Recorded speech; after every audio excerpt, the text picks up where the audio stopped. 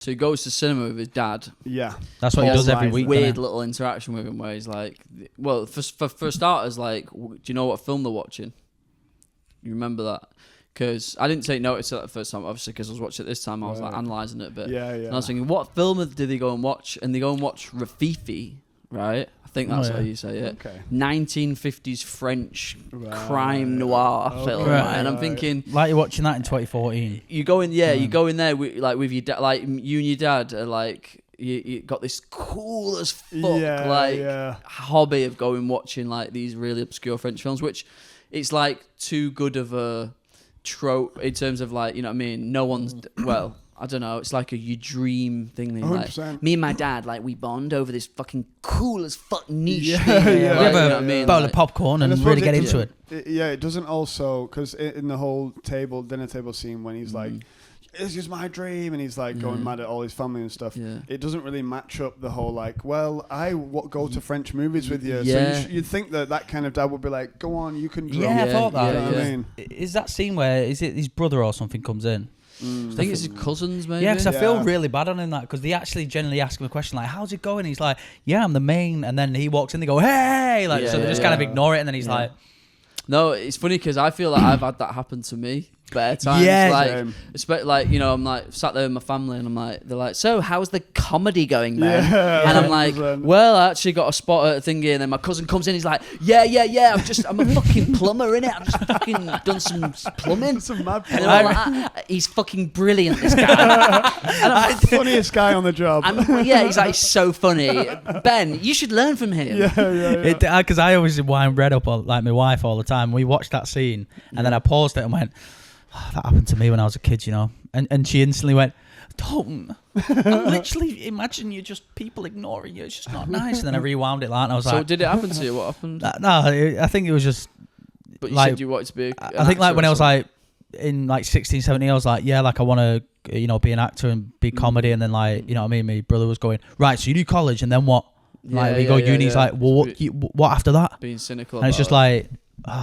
You know what I mean? It's like shit. Bastard. But it's funny because like there's that scene he goes like he empties like the chocolate like raisins into the popcorn. Yeah. Right, and he goes and he's like what do you know one the raisins? And he's like, I eat around them. And he's like, and it's like meant to be this moment of like, I've grown out of this, Dad. I'm 19. Yeah, I'm mature. Like, I don't actually fucking pick the raisins anymore. Like, and then he's like, but also I thought maybe that's what his dad's thinking. He's like, my son growing up, making his own decisions. But really, it's because his dick's actually in the popcorn. Just waiting for I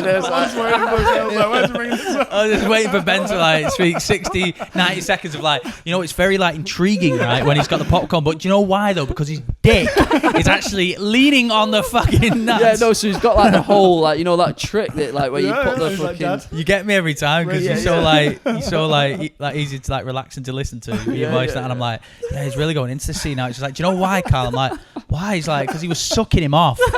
He had him on his arse. Right? But yeah, so I actually wrote that as a note. That's what I was thinking. But so there's a bit in it as well. So he goes to the cinema. The girl who he likes works at the cinema. Yeah. And there's a bit in it where he's like looking at her, and she's like. It's like one of them, like she's looking away. She looks, you know what I mean? Like that kind of thing. Yeah, it's very art house, that bit. It's very like, doesn't have to be much speaking. It's a lot of silence and looking at each other kind of stuff. Like a sideways shot kind of thing. It's and there's a bit in it, it's funny, but it's not really referenced, but like he asks her out, doesn't he? He's like, and she goes, where do you want to go? And he goes, pizza. And I felt like if I was her, I'd be like, no. I said, where do you want to go? What food do you want? Yeah, what are you going to do? Ring a taxi and say, hi, I'm at the cinema. Can you take me to pizza? Yeah, no. You know where pizza is. I got this girl on me and my fucking hands are bleeding from the drumming. Take me to pizza. Like, doesn't she say a joke where she goes like, no? Oh, yeah. So it is like, it's like, whoa. She's like, get out of here or something. Yeah. I'm joking. He's like, fucking gun pizza. But yeah, it's cute. Also, it made me reminisce. Just a little side note, J.K. Simmons, like, you know, because he's an interesting character. Obviously, he's like the fucking main like tent pole of the thing. Not the tent pole, but he's like, you know, he fucking keeps it riveting, doesn't it? Yeah. Yeah. Yeah. But it's funny because he's got this like black like t-shirt on. He's like Takes his kind of hench a bit, right? He is, I was gonna say like he he's is. not big, but with what he's wearing, it's like he's kind of hench. But that fucking hat that he's got is shit, mate. That little fucking mate. It's like you're not intimidating everyone. He's just like, you can tell that underneath. It's really interesting character because he's like obviously a bully, but using this excuse of, you know, Charlie Parker never got a fucking, you know. What, you fucking crying because your fucking mom left you? Come on, you fucker. Yeah. Yeah, true. I suppose that a lot of that character is like the whole like. But do you think that they gave him a gimpy hat on purpose because so they were it's like a bit pretentious? we want him the audience, or do you think that they thought no, that looks cool? No, maybe a jazz sense of like that hat's gonna look cool because he's like in the jazz world. Exactly, yeah, maybe. And he needs to fit in like they walk into like bars, don't they? Like, put the hat down all the time. It's probably also them being like, he's so jazz. He wears that hat unironically. Yeah. Goddamn jazz. Yeah. God, he is brutal though, isn't he? Like he's so abusive and he just doesn't care, does he? Like, but he's and obviously like. So yeah, J.K. Simmons comes in straight away. He just starts like before he gets to Neiman. I think he's it's Andrew Neiman. Yeah. Andrew Neiman.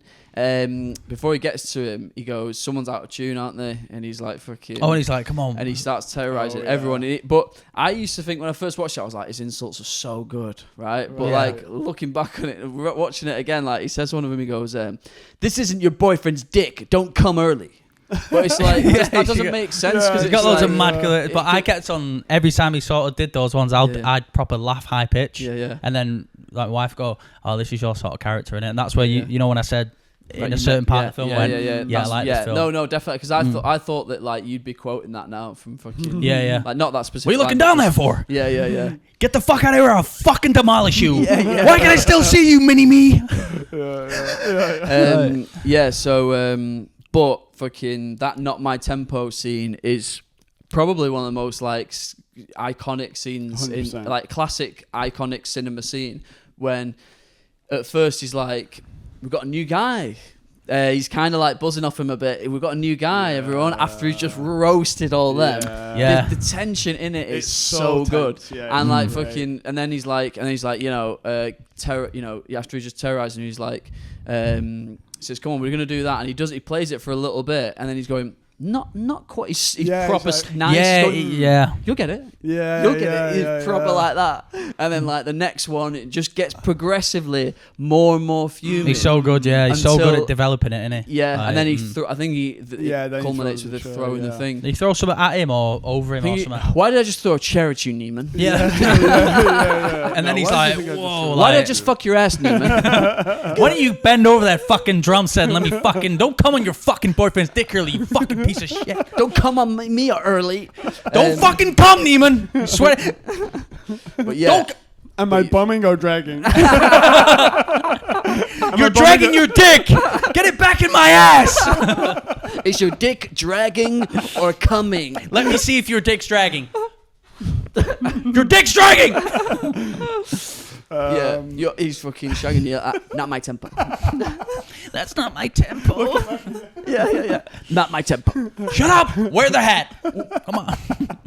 That scene though. That scene is fucking so good. That scene's so good because it's him clearly being like, "What's a floor rumbling?" Oh shit! Is that your washing machine? No, there's a washing machine on in the flat above or below.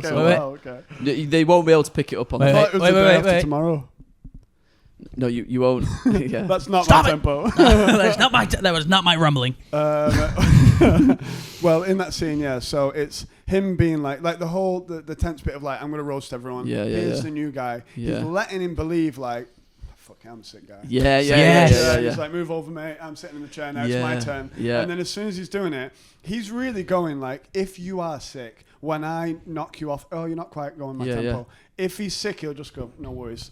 This one," and then they'll go, "Perfect." And he's like, "Fine." But he's going, "I'll give you a chance." And then he's like, "Right, now I need to break him down." And the whole point of it, a lot of it is like, let me make it so there's so much pressure on you that you're like, you've almost got this like, "fuck you" energy. Like, I'm going to show it to you. And because he's got all that like building up, he's trying to like get that out of him. But it also is just. It is just being like, you're my mate, fuck off. It's like bringing a guy. It's the same as when you're like invited with all the cool guys, and then they put your hand in the bowl, and then you piss yourself, and then they all piss on your face. Remember that in 2008?